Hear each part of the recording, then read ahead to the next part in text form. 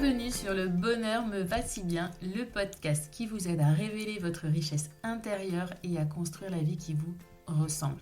Je m'appelle Audrey et je suis coach de vie. Sur ce podcast, je vous livre tous les 15 jours des conseils, des outils et méthodes concrètes pour comprendre vos émotions, mettre en lumière vos qualités, oser être vous. Ma mission, c'est de vous guider, de vous aider à mieux vous connaître, à vous approprier votre vie pour être plus sereine, épanouie et trouver votre cohérence. Ici, on parle donc de confiance en soi, de lâcher prise, de pensée positive, bref. En résumé, je vous aide à révéler la jolie pépite qui est cachée en vous. Alors, préparez-vous à reprendre votre vie en main. Bonjour et bienvenue pour ce 3e épisode du podcast Le Bonheur me va si bien. Je vais de nouveau vous donner un outil concret pour avancer dans votre travail personnel. Je vous en ai déjà parlé dans l'épisode précédent. C'est une des premières étapes capitales pour bien débuter un travail sur soi.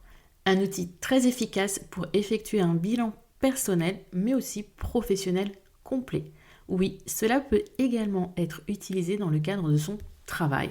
À vous de sélectionner les axes pros qui sont importants à étudier ou à analyser. Mais dans ce podcast, je ne vais vous en parler que d'un point de vue personnel. De quoi je parle d'ailleurs d'après vous ? Je suis sûre que certaines d'entre vous l'ont déjà deviné. L'outil dont je vais vous parler en détail dans cet épisode de podcast, c'est la roue de la vie, roue de l'équilibre de vie, aussi appelée Level 10. Peu importe le nom que vous souhaitez lui donner, le principe reste le même. Mais à quoi cela sert-il ? De quoi s'agit-il exactement ? Comment le mettre en place efficacement ? C'est ce que nous allons voir ensemble durant cet épisode.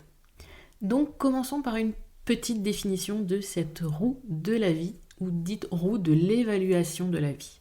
C'est en fait un graphique circulaire qui est divisé en 10 sections. Une pour chaque domaine dit d'intérêt principal de votre vie. Chaque section comprend une barre de progression à remplir de 1 à 10, une jauge en fait de votre niveau de satisfaction, le 10 étant le top du top, le 1 une note sur laquelle vous ne pouvez que mieux faire. Vous remplissez donc ces sections en fonction de votre degré de satisfaction au sujet des domaines déterminés. Il s'agit grosso modo d'évaluer 10 domaines de vie en les notant sur 10, d'où le nom de Level 10 of Life. Une fois votre bilan effectué grâce à cet outil, libre à vous de définir des objectifs afin d'améliorer les domaines qui en ont le plus besoin. J'aime d'ailleurs beaucoup le nom de roue de l'équilibre de vie, puisqu'en effet cet outil vous permet d'équilibrer votre niveau de bien-être dans les domaines les plus importants pour vous. Cela vous permet au final d'avoir un équilibre dans l'ensemble de votre environnement, dans l'ensemble de votre cocon, et de ne pas avoir un domaine qui est très haut et un domaine qui est à l'inverse très bas, dans lequel vous allez avoir tendance à vous tirer vous-même par le bas. Il faut essayer de trouver un équilibre sur l'ensemble de ces domaines pour se sentir bien dans tous les domaines de sa vie, tout simplement. Donc le visuel le plus utilisé est celui d'une roue, donc d'un cercle, mais libre à vous de créer des histogrammes, un mandala, des cases ou un carré. Peu importe, du moment que vous avez cette jauge ou cette échelle qui vous permet d'indiquer votre degré de satisfaction de 1 à 10. D'ailleurs, pour vous faciliter la vie, je vous propose de recevoir gratuitement une matrice de cette roue de la vie. Je vous mets le lien dans l'article du blog ainsi que dans le descriptif de cet épisode. Vous n'aurez ainsi plus qu'à imprimer la roue pour ensuite y noter votre évaluation. Aucune prise de tête à faire des cercles, des carrés, des ronds, refaire des ronds, etc. Tout est prêt, vous n'avez plus qu'à imprimer. Par contre, non, ce n'est pas juste remplir de couleurs une jolie roue en se demandant rapidement quel niveau de satisfaction on attribue à tel domaine de vie. Le principe, c'est ça, d'accord, mais c'est bien plus profond.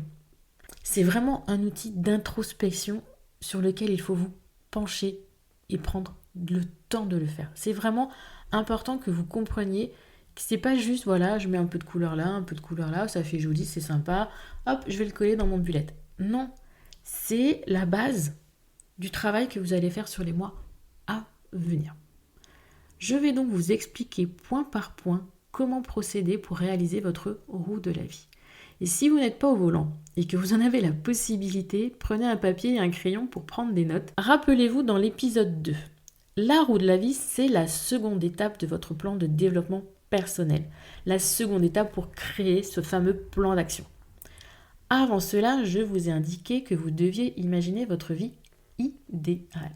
Alors, la question à vous poser, c'est quels sont les domaines importants pour votre idéal de vie ? Je répète, la première question à vous poser pour créer votre roue de la vie, c'est quels sont les domaines importants pour mon idéal de vie ? Pas les domaines actuels, pas votre environnement actuel. Non, ça c'est l'erreur numéro 1 que nous faisons toutes et tous quand nous nous lançons dans cet outil sans l'aide d'un coach par exemple. Réfléchir sur les domaines de vie qui nous entourent sans se projeter dans ceux qui sont réellement importants pour notre avenir. Parce que votre but c'est quoi ? Votre but c'est d'atteindre cet avenir, cet idéal de vie. Donc de travailler sur les domaines dont vous aurez besoin dans cet avenir. Pour vous aider à déterminer les domaines qui vous impactent, voici une liste qui est, je le précise, non exhaustive. C'est vraiment juste une liste, un exemple type de domaines sur lesquels vous pourriez travailler. Vous pouvez retrouver cette liste écrite dans l'article détaillé sur le blog où elle vous sera également envoyée avec le modèle de la roue si vous demandez à la recevoir. Je rappelle que le lien est dans le descriptif de cet épisode. Donc, les domaines sont carrière et travail, amitié, lien social, amour, couple, famille, créativité, spiritualité, don de soi, développement personnel, argent et finances, environnement ou lieu de vie, organisation, rapport au corps et santé, sport, culture, loisirs. Parmi tous ces domaines, lesquels sont en lien avec votre vie idéale ? Choisissez-en 10 ou un peu moins si vous le souhaitez. Mais 5, ce serait trop peu à mon sens. Je dirais donc entre 8 et 10 pour avoir une vision assez complète de votre environnement. 5, c'est vraiment trop juste. Vous n'aurez pas une vue d'ensemble de ce qui vous entoure. Donc, notez-les sur votre roue de la vie, sur le bord extérieur des sections. Un domaine en face de chaque part du gâteau, en quelque sorte. Car oui, je compare cette roue de la vie en un joli gâteau divisé en 10 parts, ou 8, peu importe, vous avez un joli gâteau et vous attribuez une part de gâteau à chaque domaine. La seconde étape est d'évaluer votre niveau de satisfaction dans chacun des domaines choisis. Ainsi, cela vous donnera un aperçu de votre niveau de satisfaction générale. Vous aurez donc une bonne base pour travailler à améliorer cette satisfaction. Mais n'allons pas trop vite en besogne. Il s'agit de prendre soin de soi et cela mérite de se poser quelques minutes, voire quelques heures, comme je vous l'ai déjà dit. On entre donc en phase d'auto-évaluation et comme je viens de le dire et de le redire, il est vraiment nécessaire de prendre le temps. Se poser au calme, sereinement et réfléchir dans un premier temps aux questions qui suivent. Qu'est-ce qui vous donne le plus le sourire dans votre vie ? Par quoi voulez-vous commencer comme amélioration ou changement pendant le mois qui arrive ? Ce qui serait le plus urgent à vos yeux. Pourquoi souhaitez-vous commencer à changer votre vie maintenant ? Y a-t-il eu un élément déclencheur ? Est-ce que les résultats que vous obtenez dans les différents domaines sont ceux que vous souhaitez obtenir ? Pour chacun des domaines, demandez-vous si vous êtes satisfait. Est-ce que là où vous en êtes correspond vraiment à ce que vous souhaitez pour chaque domaine ? Posez-vous, réfléchissez à chacune de ces questions et pour les dernières, posez-les-vous pour chaque domaine. Soyez honnête avec vous-même.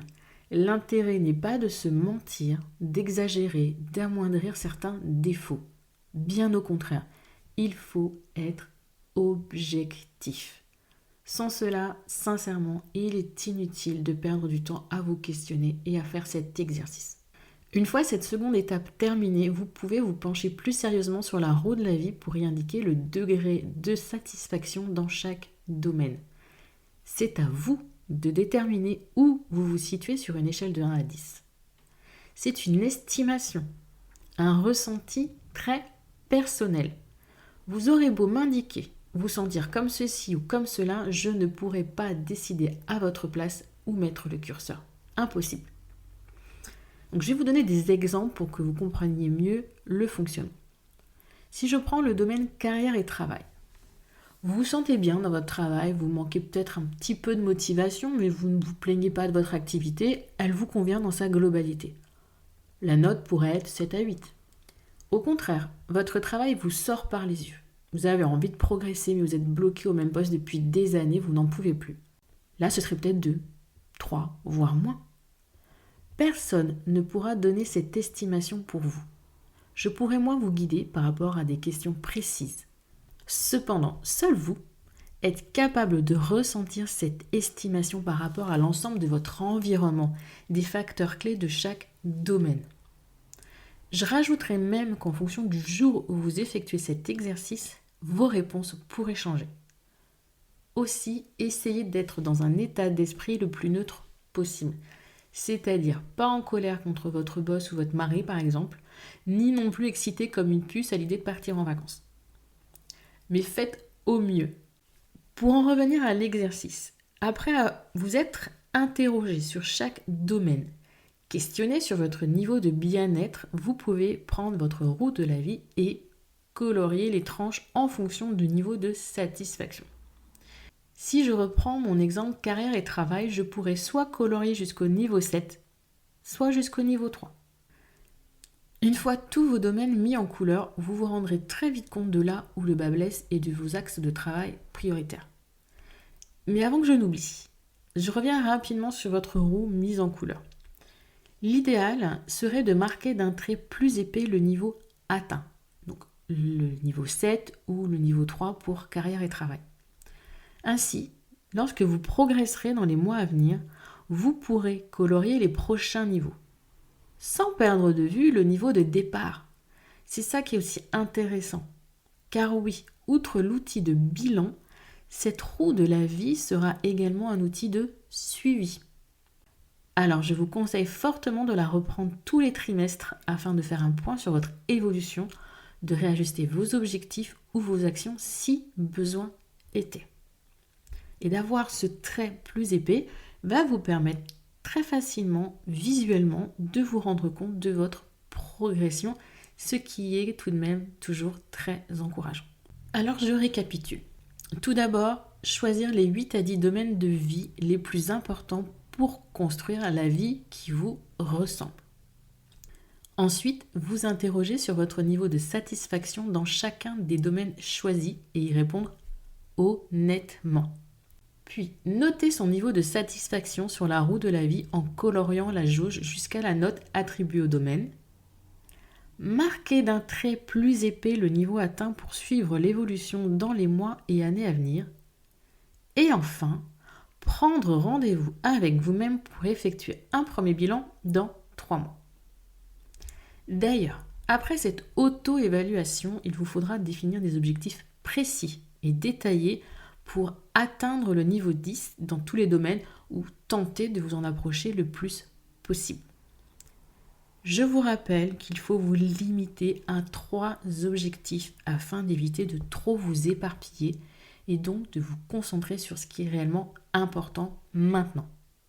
Pour cela, je vous propose une nouvelle série de questions qui devraient vous aider à mieux définir ces objectifs. Est-ce que certains domaines vous empêchent de vous épanouir car vous n'y avez prêté aucune attention jusqu'à aujourd'hui ? Les domaines où vous faites le plus d'efforts en général sont-ils les domaines les plus importants pour vous ? Dans quel domaine souhaitez-vous faire des efforts pour améliorer votre vie ? Quel domaine serait le plus facile à améliorer et qui vous apporterait le plus de satisfaction tout de suite ? Comment vous sentez-vous face à votre roue ? Avez-vous négligé certains aspects de votre vie ? Avec ces questions, vous devriez normalement déjà y voir plus clair. Cet épisode est terminé. J'espère qu'il va vous aider à mettre en place cette roue de la vie qui est un point de départ dans le travail sur soi, le point de départ de la définition en fait de vos objectifs de vie. C'est donc un exercice qu'il ne faut absolument pas négliger, bien au contraire, prenez le temps nécessaire pour bien vous poser chaque question importante sur chacun des domaines. Et la première question à vous demander, quels sont les domaines importants pour votre idéal de vie? Quels sont les domaines sur lesquels vous allez devoir travailler et axer vos objectifs pour avancer vers votre idéal? Et si cet épisode vous a plu, pensez à me laisser un petit commentaire, cela fait toujours plaisir. Je vous dis donc à très bientôt et je vous souhaite une belle journée, belle soirée, bonne semaine ou bon week-end.